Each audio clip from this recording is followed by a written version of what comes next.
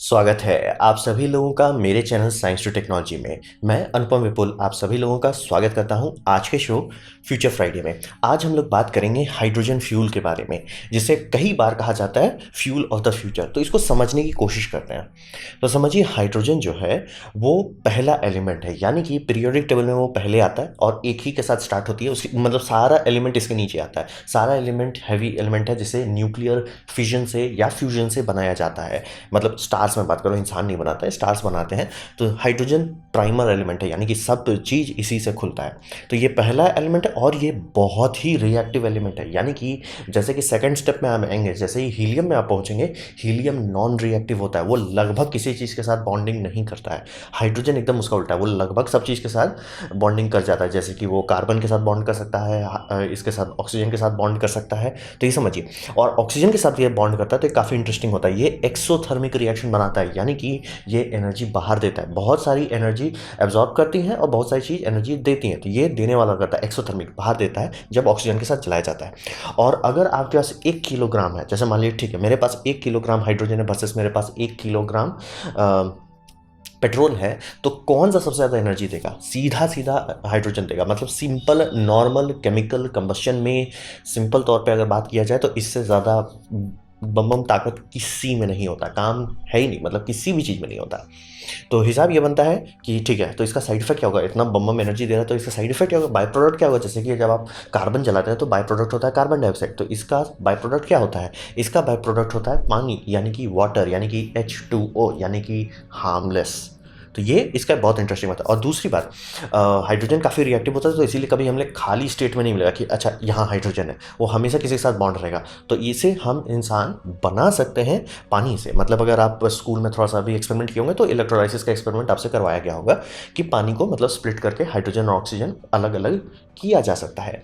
तो ये समझना बहुत ज़रूरी है। हाइड्रोजन पहला है, मतलब काफ़ी अबंडेंट है यूनिवर्स में। दूसरा, ये बहुत ही रिएक्टिव है, इसीलिए आपको खाली हाइड्रोजन मिलने का चांस बहुत कम रहता है। दूसरा, ये जब भी ऑक्सीजन के साथ डील करता है काफ़ी बम में एनर्जी देता है। और एनर्जी के मामले में अगर बात किया जाए तो इससे ज़्यादा एनर्जेटिक केमिकल रिएक्शन मिलना मुश्किल है। फिर इसका बाय प्रोडक्ट जो होता है वो भी वाटर है, यानी कि सेफ है, और इसे हम लोग वाटर से वापस बना सकते हैं उतनी एनर्जी डाल के, मतलब प्लस इनएफिशिएंसी डाल के हम लोग इसे वापस हाइड्रोजन निकाल सकते हैं। मतलब ये रिवर्सिबल है। तो अब बात करते हैं कि हाइड्रोजन इतना बम है तो इसमें समस्या क्या है जो हम लोग हर जगह आपके समय आपके घर में हाइड्रोजन का टैंक क्यों नहीं भरा पड़ा है? हिसाब ये समझिए, हाइड्रोजन की डेंसिटी बहुत ही कम होती है। इतना ज़्यादा कम होता है कि रूम टेम्परेचर पे इसका 1 किलोग्राम का आप विजुअलाइज नहीं कर पाएंगे कि 1 किलोग्राम कितना लीटर जगह खाएगा। लीटर से वॉल्यूम नापा जाता है, तो इसीलिए समझिए वॉल्यूम के मामले में ये गया गुजरा फ्यूल है। मतलब 1 kilogram kerosene versus 1 kilogram hydrogen, hydrogen जीत जाएगा। 1 लीटर हाइड्रोजन वर्सेस 1 लीटर मतलब 1 लीटर केरोसिन, केरोसिन बोले भैया तुम हट जाओ, तुमसे ना होगा। तो वही समझिए कि किलोग्राम जो है उसका बम है, लेकिन जैसे ही आप लीटर में नापने जाएंगे वो जोक बन जाता है। एग्जाम्पल के तौर पे स्पेस शटल मेन इंजन में लिक्विड हाइड्रोजन और लिक्विड ऑक्सीजन इस्तेमाल किया था। उतना हाइड्रोजन, मतलब अगर उसका फ्यूल टैंक देखेंगे, इतना बड़ा ऑरेंज कलर का जो फ्यूल टैंक है, ऊपर में थोड़ा सा उसमें ऑक्सीजन था, ये पूरा एरिया हाइड्रोजन था, सिर्फ और सिर्फ हाइड्रोजन बहुत लोड है। और वो लिक्विड फेज की बात कर रहे हैं, रूम टेम्परेचर की नहीं, लिक्विड फेज में। तो ये समझिए कि सबसे हाईएस्ट डेंसिटी अगर आप चाहते हैं, जहाँ पे थोड़ी सी चांस हो कि आप इससे कुछ कर सकें, उसे आपको -253 डिग्री सेल्सियस पर रखना पड़ेगा। यानी एब्सोल्यूट जीरो के बहुत ज़्यादा नज़दीक आप पहुंच जा रहे हैं। मतलब इस टेम्परेचर पे बहुत कम मेटल एलॉय है जो अच्छे से काम कर पाता है। तो ये समझिए बहुत ही लो डेंसिटी है। और उसके बाद भी जो डेंसिटी मिलेगी, क्या आपने लिक्विफाई कर दिया, वो जो डेंसिटी मिलेगी वो भी बम नहीं होगा, तब भी केरोसिन ज़्यादा डेंस रहेगा। तो हिसाब ये समझिए। और हाइड्रोजन को कंटेन करना, कि जैसे मैंने आपको एक टैंक दिया, इस टैंक के अंदर आप हाइड्रोजन रखते हैं, कितना दिन तक रहेगा? वो बहुत कम होता है। इसीलिए रॉकेट इंडस्ट्री में जो लोग भी ध्यान देते होंगे, इसमें दो कारण से कि मतलब पहला हाइड्रोजन कंटेन करना मुश्किल होता है, दूसरा क्रायोजेनिक टेम्परेचर की बात कर रहे हैं। रॉकेट को फ्यूल तभी किया जाता है जब उसको लॉन्च करना है। मतलब ऐसा नहीं कि रॉकेट फ्यूल करके रखा हुआ है, अच्छा लॉन्च विंडो में लॉन्च कर दो, ऐसा नहीं होता है। उसको फ्यूल किया जाता है कुछ मिनट पहले। अगर हो सके तो कई बार आप नोटिस करेंगे कि लॉन्च होने वाला, मतलब अभी मतलब क्लॉक डाउन के हिसाब से देखेंगे तो क्लॉक रहेगा कि 10 मिनट बाद ये लॉन्च होने वाला, देखेंगे अभी भी फ्यूलिंग कर रहा है। वो एकदम आखिरी मिनट तक फ्यूल किया जाता है। पहला क्योंकि ये इवेपोरेट बहुत जल्दी होता है, ऑब्वियसली -253 डिग्री सेल्सियस मांग रहा है, तो वो तो बहुत जल्दी इवेपोरेट हो जाएगा नॉर्मल एम्बिएंट टेम्परेचर पे। और ये लीक बहुत करता है। और इसका सबसे खतरनाक बात जो है मेटल के साथ अगर आप इसको समझना चाहेंगे, ये एक हाइड्रोजन इम्प्रिटलमेंट करता है, यानी कि ये मेटल के आर पार जा सकता है और उसके क्रिस्टल स्ट्रक्चर को बर्बाद कर सकता है। मतलब आपका जो बोल्ट, मान लीजिए आपने एक बोल्ट लगाया आपकी गाड़ी में कि ये बोल्ट 2 किलो का वजन संभालता है और इसका मतलब सेफ्टी स्टैंडर्ड है कि ये 20 किलो तो अपना समझ के संभाल सकता है। आपका रोड में झटका उटका लग रहा है, सब संभाल रहा है। अगर मान लीजिए वहाँ पे हाइड्रोजन थोड़ा सा लीक हो रहा है, नॉर्मल हर चीज़ में लीक होता है, आराम से हो रहा है लीक, वो धीरे धीरे मेटल के अंदर घुस सकता है, क्रिस्टल के अंदर जा सकता है, और उसके बाद वो लिटरली जो चीज़ आराम से 20 किलो झेल सकता है उसे 2 किलो में तोड़ डालेगा। मतलब ये होता है मेटल, इसीलिए बहुत खास चूज करके बनाना पड़ता है जो हाइड्रोजन संभाल सके। नॉर्मल मेटल हाइड्रोजन नहीं संभाल सकता। तो ये भी एक समस्या है। वैसा नहीं कि अच्छा बस टैंक चाहिए, आपको ऐसा टैंक चाहिए जिसमें हाइड्रोजन का इम्प्रिटलमेंट बहुत कम हो और हर मेटल करेगा, इसलिए कार्बन फाइबर का बनाना पड़ता है, जो कि आप समझ ही सकते हैं बहुत महंगा हो जाता है। तो अब बात करते हैं, ठीक है चलो एक समस्या है, तो इसे प्रोड्यूस कैसे करते हैं। तो प्रोड्यूस करने के लिए हमने आपको बताया कि पानी से हम लोग इसे बना सकते हैं, ये बात एकदम 100% सत्य है, और एक दो large scale industrial power plant हैं जो हाइड्रोजन प्रोड्यूस करते हैं। साइड इफेक्ट ये होता है कि ये बहुत ज़्यादा ऊर्जा खाता है, यानी कि मैंने बताया कि आपको हाइड्रोजन निकालने के लिए उतनी ही एनर्जी डालनी पड़ेगी जितना आपको उसको जलाने में मिलेगा। तो जैसे मान लीजिए आपको 1 मेगावाट का केमिकल एनर्जी मिलेगा अगर आप हाइड्रोजन जलाते हैं, ठीक है, मैथमेटिकली बात करो, एकदम फिजिक्स में कभी उतना बम रियल लाइफ में नहीं मिलने वाला, लेकिन मैथमेटिकली आप हिसाब लगा सकते हैं। तो आपको 1 मेगावाट इलेक्ट्रोलाइसिस में नहीं डालना पड़ेगा, आपको 1 मेगावाट प्लस इनएफिशिएंसीज, तो टोटल प्लस इनएफिशिएंसीज जो हो रहा है वो कभी कभी 50%, यानी कि आपको लगभग 2 मेगावाट डालना पड़ेगा तब जाके 1 मेगावाट की एनर्जी मिलेगी। तो यही होता है, इलेक्ट्रोलाइसिस जो किया जाता है वो बहुत ही एनर्जी इंटेंसिव होता है, यानी कि अगर आप सोलर पावर प्लांट्स बना रहे हैं आपको दुगने साइज़ का या 3 गुने साइज़ का बनाना पड़ेगा तब जाके आप हाइड्रोजन निकाल पाएंगे। तो जनरली यही होता है कि इससे वही लोग करते हैं जिनको यह है कि भैया हमारे पास ऑयल का कुआं नहीं है या हमारे पास नेचुरल गैस का रिजर्व्स नहीं है, तो हम लोग सीधे पानी से बना लेते हैं, उनके इसमें समझ में आता है। लेकिन जिनके पास है कि हमारे पास या नेचुरल गैस है, मीथेन है, या मतलब ऑयल है, तो वो सीधे सीधे स्टीम रिफॉर्मिंग का इस्तेमाल करते हैं। तो स्टीम रिफॉर्मिंग का किया ये जाता है कि फॉसिल फ्यूल में लेते हैं, खास करके नेचुरल गैस को स्टीम लेते हैं, बम गर्म करते हैं उसको और उसमें मीथेन डालते हैं, इसका आउटपुट होता है कार्बन मोनोऑक्साइड और हाइड्रोजन का एक एटम, और इस हीट के चलते दूसरा जो वाटर मॉलिक्यूल आता है वो भी टूटने लगता है, और उससे ये होता है कि भैया ये कार्बन डाइऑक्साइड बन जाता है और हाइड्रोजन का पूरा पूरा एटम निकलने लगता है, और इसमें भी एनर्जी लगता है लेकिन कम लगता है, इलेक्ट्रोलाइसिस से कम लगता है। लेकिन साइड इफेक्ट, आप एक ईंधन खपत कर रहे हो, आप सीधा सीधा मतलब एक तौर से लो लेवल ऑक्सीडाइजेशन कर रहे हो, आप सीधा सीधा मीथेन खपत कर रहे हो। तो यहाँ पे समझिए ईंधन डाल के आप दूसरा ईंधन निकाल रहे हैं, तो ये इफिशिएंट होता है, लेकिन आप पहले फिर यही सवाल आ जाता है कहाँ से वो ईंधन आया। तो पानी से बना लेना एकदम क्लीन हो सकता है अगर आपके पास क्लीन एनर्जी सोर्स है। फॉसिल फ्यूल से बनाएंगे तो फॉसिल फ्यूल तो आपने निकाल ही लिया ना ज़मीन से। तो ये अभी का, अगर आप कहीं भी रॉकेट लॉन्च देख रहे हैं जहाँ हाइड्रोजन इस्तेमाल हो, या कोई भी इंडस्ट्री है जहाँ बम हाइड्रोजन का इस्तेमाल होता है, क्योंकि हाइड्रोजन का बहुत डिमांड है, बहुत सारी मेटल इंडस्ट्री में रिफाइनमेंट के लिए, डेवलपमेंट के लिए इस्तेमाल किया जाता है। ऐसा चीज़ नहीं कि इसका कोई इस्तेमाल नहीं है, लेकिन मतलब निकालने का इसका मेन ही तरीका यही है कि फॉसिल फ्यूल से ही निकाला। तो एक तौर का ये फैंसी फॉसिल फ्यूल बन जाता है रियल लाइफ में। मतलब अभी अगर आप 1 लीटर लिक्विड हाइड्रोजन खरीदने जाएंगे तो कहाँ से आएगा, 99% चांस है कि वो शांति से फॉसिल फ्यूल से लाया गया है। अब बात करते हैं इसे गाड़ी में कभी क्यों नहीं इस्तेमाल किया गया। आप ये समझिए गाड़ी पहली बार कंबस्शन, क्योंकि हाइड्रोजन जलता बम बम है, तो उसे बनाया गया था 1806 में। हाइड्रोजन कंबस्शन इंजन लोग बना चुके थे, समझ गए, 1806 हो गया, कई कई सौ साल हो गए, आराम से लोग बना चुके थे। और फिर अगर बड़ी कंपनी का बात करें तो BMW हाइड्रोजन 7 रिलीज़ किया गया था 2005 से 2007 तक, वो मार्केट में था, आप खरीद सकते थे। तो ये सब हुआ, और फिर होंडाई भी खूब सारी बनाई, टोयोटा भी खूब सारी बनाई। तो हुआ क्या, इसका हिसाब ये बनता है काम नहीं करता है। हाइड्रोजन गाड़ी सीधा सीधा मास प्रोडक्शन नहीं सपोर्ट करता है, क्योंकि आप ये समझिए गाड़ी आप जब भी बना रहे हैं, गाड़ी फजियत वाला चीज़ है, और आपको कोई भी चीज़ नया अगर उतारना है मार्केट में जिसके लिए लोग नया रिस्क लें, आप चाहोगे इसमें फजीयत कम से कम हो। हाइड्रोजन गाड़ी जो होती है वो पूरी तरह से, अगर कंबस्शन इंजन का बात नहीं कर रहे हैं, कंबस्शन वाले में ये होता है कि ठीक है उसमें कोई ज़्यादा फजीयत नहीं पड़ रहा, लेकिन साइड इफेक्ट होता है कंबस्शन वाला इंजन घिसता जलती है, क्योंकि ये 25,000 RPM पे चलाना पड़ता है हाइड्रोजन के चक्कर में, और साइड इफेक्ट ये नॉक्स प्रोड्यूस करता है जो कि पोल्यूटेंट है। तो अपने पोल्यूटेंट कहाँ से आ जा रहा है, पोल्यूटेंट बनाने के लिए आपको चाहिए ऑक्सीजन रिच एनवायरनमेंट और नाइट्रोजन रिच एनवायरनमेंट जो कि हमारा एटमॉस्फेयर है, और हाई हीट चाहिए। इंजन के अंदर आप कंबस्शन मार रहे हो, बम हीट है, प्लस कंप्रेशन भी है, तो उस कारण से उससे नॉक्स इमिशन होने लगता है। तो नॉक्स इमिशन इस कारण से इसको हटा दिया गया, इसीलिए आपको हाइड्रोजन कंबस्शन इंजन आप नहीं देखने को मिलेगा, उसका नॉक्स इमिशन बहुत गंदा होता है, इसीलिए उसको लोग हटा दिए, घुमा फिर के वो डीजल इंजन जैसा बिहेव करने लगा। तो फिर जो उतने फ्यूल सेल वाले हैं, चूंकि उसमें केमिकल प्रोसेस चल रहा है, वो थोड़ा ज़्यादा जेंटल होता है, इसलिए उसमें नॉक्स प्रोडक्शन जीरो होता है और इफिशिएंट भी होता है। मतलब कंबशन से आप 20% एनर्जी निकाल पा रहे हैं, 20 से 25 मान के चलिए। अगर आप फ्यूल सेल से कर रहे हैं तो 50% तक निकाल सकते हैं, डबल होता है बेसिकली। तो हिसाब ये बनता है कि इसमें इतनी इंजीनियरिंग लगी, जैसे होंडा ने जो गाड़ी बनाई इसमें इतनी इंजीनियरिंग, वो पूरा एक इलेक्ट्रिक गाड़ी है, उसके बाद उसमें एक हाइड्रोजन फ्यूल टैंक है, उसके बाद उसमें एक हाइड्रोजन फ्यूल सेल स्टैक है। इलेक्ट्रिक गाड़ी बनाने के लिए वो क्या चाहिए, शांति से वो दो चीज़ हटा दो। तो इसी कारण से इसका कोई भी मतलब मार्केट कैप्चर एकदम कम। और कुछ लोग कहते हैं जापान में चला, अरे जापान की आबादी, मतलब आप लिटरली जापान और इंडिया का आबादी को कंपेयर कर लीजिए।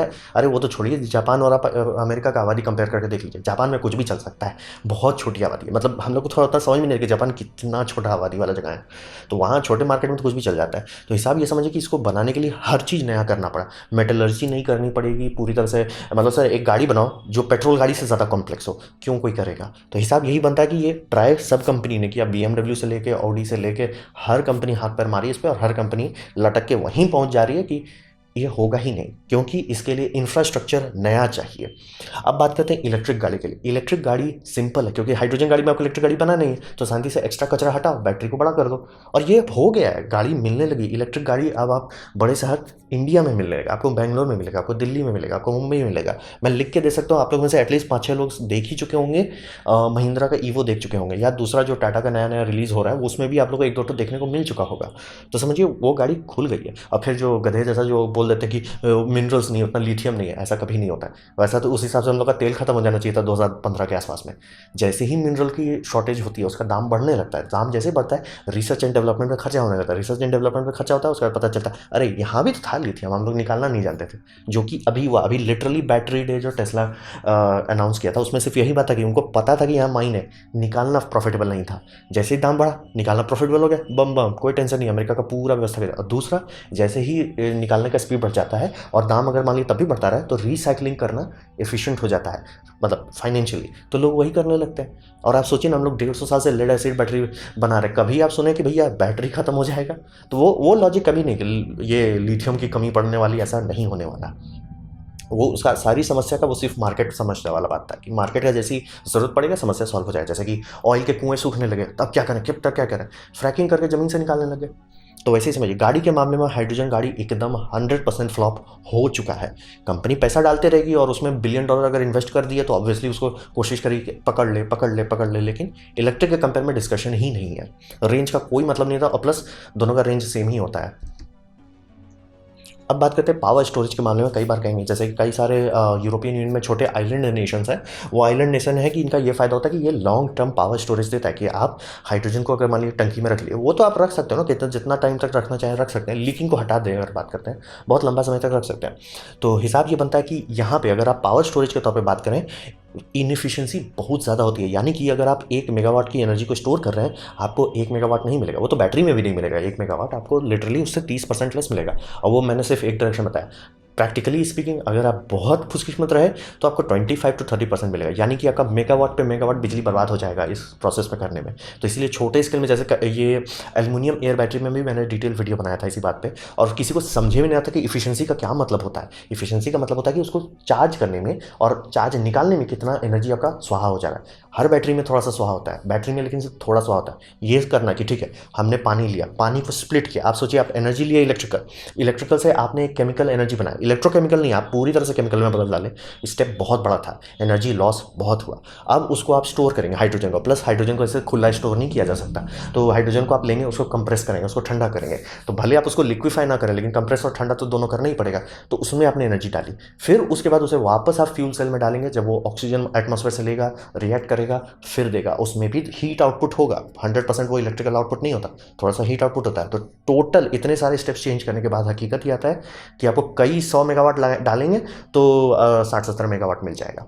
तो रियलिटी यही है, इनएफिशिएंसी बहुत ज़्यादा है। क्या ऐसा किया जा सकता है? आराम से, कुछ लोग कर चुके हैं और 1970 से ट्राई किया जा रहा है। बस बात यही है कि इनएफिशिएंसी बहुत ज़्यादा है। और फिर बात बताइए, इससे बड़ा स्केल पे कर सकते हैं। आपको मार्केट में कहीं नहीं मिलेगा कि गीगावाट का यहाँ हाइड्रोजन पावर सेल है, जबकि आपको गीगावाट में अगर बात करना है कि मुझे 1 गीगावाट आवर का बैटरी कैपेसिटी चाहिए, आपको लोग शांति से बोलेंगे पम्प्ड हाइड्रो बनवा लो, जो कि 150 साल से हम लोग बनाते आ रहे हैं और अब कई जगह पे बनने लगा है, इंडिया, चाइना, सब जगह में बनने लगा है।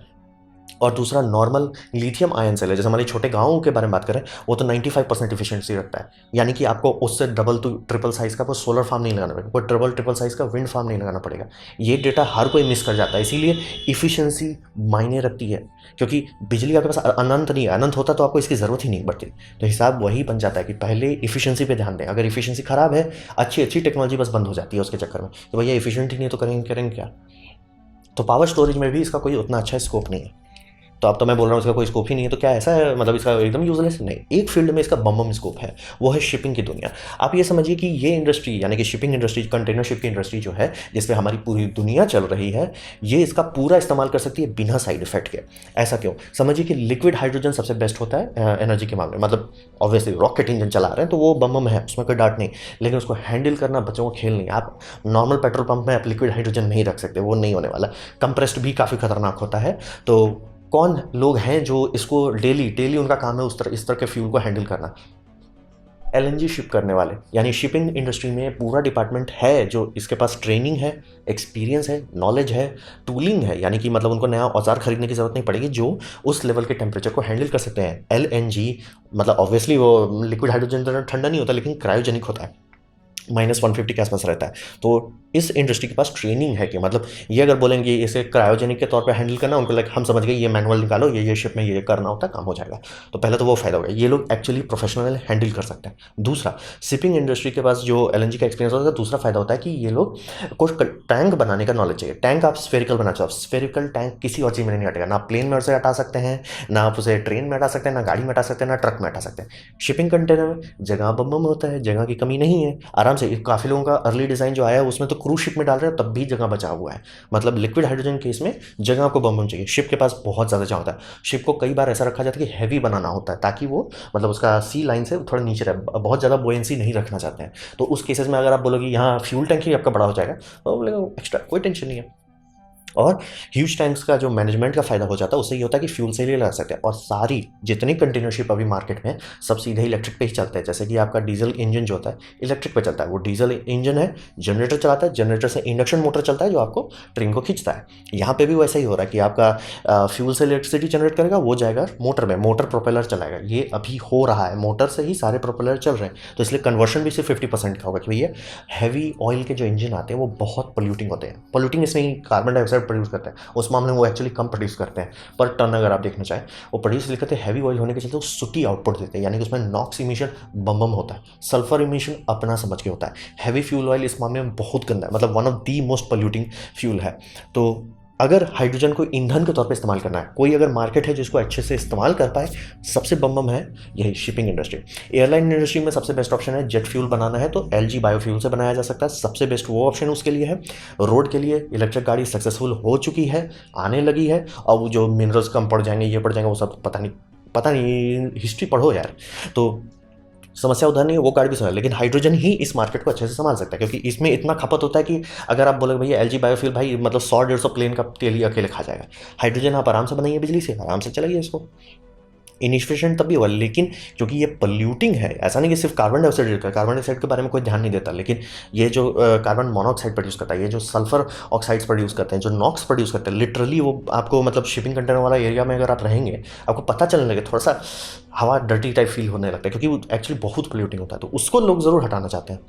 तो शिपिंग की दुनिया में इसका काफ़ी बम इस्तेमाल देखने को आ सकता है। कुछ लोग पड़े हुए हैं, जो लोग गाड़ी उड़ी के पीछे पड़े हैं, उन पर मुझे ज़्यादा होप नहीं है। हो सकता है, क्या पता कल को कुछ बड़ा चेंज हो जाए, लेकिन चांसेस बहुत कम है। लेकिन शिपिंग बम। तो ये था मेरा प्रेजेंटेशन, हाइड्रोजन फ्यूचर फ्यूल है कि नहीं। तो उसके बारे में मैंने आपके सामने सारी जानकारी रखी। उम्मीद करता हूँ आपको अच्छा लगा हो, कुछ सीखने को मिला, कुछ समझ में आया हो। अगर ऐसा है लाइक कर दें, दूसरा शेयर कर दें, उससे मेरा काफ़ी भला होगा। नहीं अच्छा लगा, नहीं पसंद आया, कोई बात नहीं, आप डिसलाइक कर सकते हैं। मैं कहूँगा डिसलाइक 2 बार दबाएं, उससे मुझे पता चलेगा कितना ना पसंद हुआ है। मैं आपसे कहूँगा कमेंट लिखें, मैं हर कमेंट से जवाब देने की कोशिश करता हूँ। आपसे कहूँगा सब्सक्राइब कीजिए, बेल दबाइए अगर आप फ्री हैं तो। आपने मेरा वीडियो देखा, जान के मुझे बहुत खुशी हुई। धन्यवाद।